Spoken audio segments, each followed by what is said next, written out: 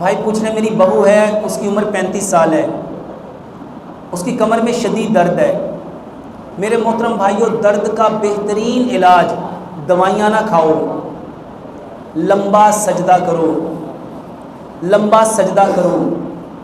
مہرے، یہ جو کمر کے مہروں کے درمیان ڈسک ہوتی ہے یہ دب جاتی ہے، جس کو ڈسک پلج کہتے ہیں۔ میرے محترم بھائیوں، اس کے لیے بہترین علاج لمبا سجدہ ہے۔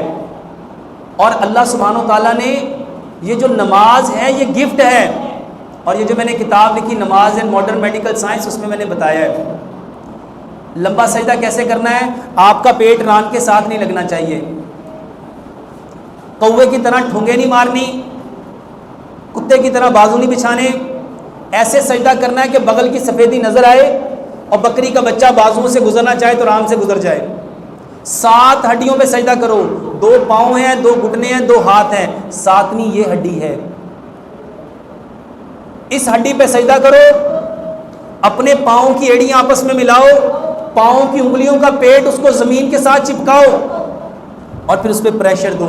جب پاؤں کی انگلیوں سے زمین پہ پریشر دو گے، یہاں پریشر آئے گا، آپ کے مہرے آٹومیٹکلی کھل جائیں گے۔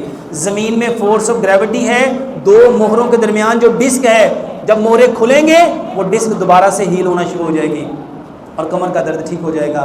اور اس کے لیے صرف 2 دوائیاں، 1 گلاس دودھ لو، آدھی چائے کی چمچ ہلدی، آدھی چائے کی چمچ دار چینی، آدھی چائے کی چمچ سونف، 2 سبز الائچیاں، 2 لونگ، اس کو اتنا پکاؤ کہ 1 گلاس دودھ پونا رہ جائے۔ یہ دودھ پیو، انشاءاللہ اسی سے آپ کی درد ٹھیک ہو جائے گی۔